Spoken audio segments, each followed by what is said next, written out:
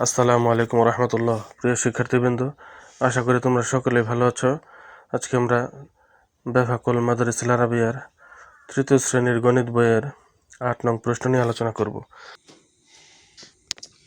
বন্ধুরা, তোমরা যদি গণিত বইয়ের সম্পূর্ণ বইয়ের সমাধান চাও তাহলে ডেসক্রিপশন বক্সের মধ্যে একটি লিঙ্ক দেয়া আছে, সেখান থেকে পুরো গণিত বইয়ের সমাধান শিট মানে নোট খাতা ডাউনলোড করে নিতে পারো।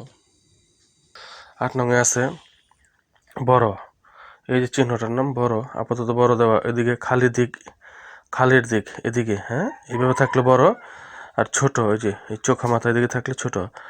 বড় ছোট এর প্রতি খালি ঘরে বসাও।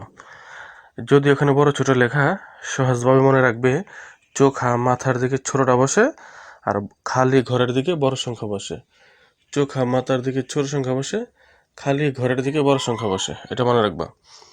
এখন এটা কিন্তু খালি ঘর, এখানে আমরা এটা বসিয়েছি ক নম্বরে 5/1, 5/3, 5/1, 5/3 কোনটা বড়? 5/1 বড় নাকি 5/3 বড়? 5/3 বড় 5/1 থেকে।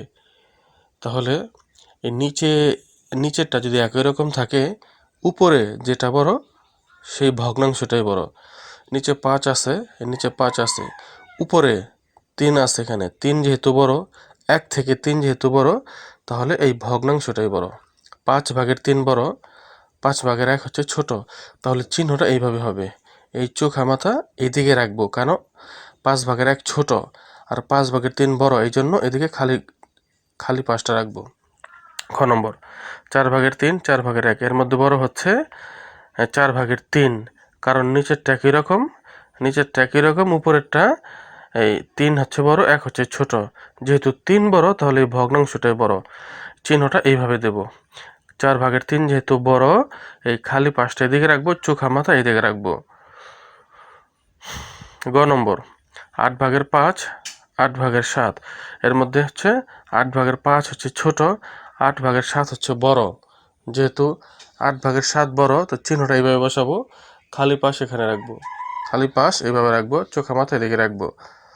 8/5 হচ্ছে ছোট, 8/7 হচ্ছে বড়, এই জন্য চোখা মাথা এইভাবে দিব, এই পাশে রাখবো। ঘ নম্বর 12/5, 12/7, এর মধ্যে বড় হচ্ছে 12/7, যেহেতু 12/7 বড়, খালি পাঁচটা দিকে রাখবো, আর চোখা মাথা এই পাশে রাখবো। কেন এই পাশে রাখবো? 12/5 হচ্ছে ছোট, এই জন্য চোখা মাথা এই পাশে রাখবো। ম নম্বর 13/8, 13/7, এর মধ্যে বড় হচ্ছে 13/8, 13/8 যেহেতু বড়, খালি পাঁচটা দিকে রাখবো।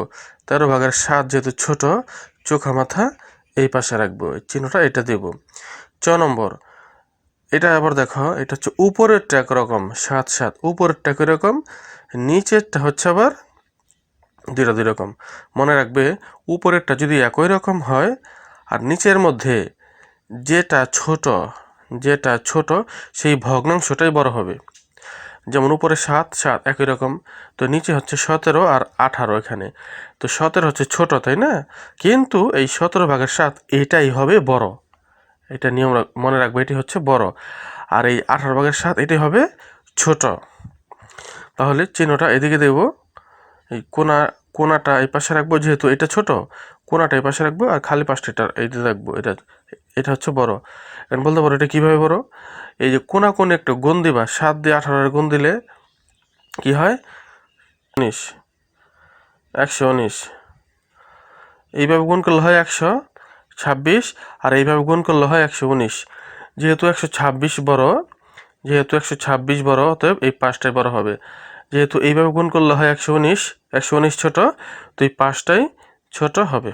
তাহলে চিহ্নটা হবে এটা, অর্থাৎ এই পাঁচটা বড়, এই জন্য খালি পাঁচটা দিকে রাখলাম, এই পাঁচটা ছোট, চোখা মাথা দিকে রাখলাম।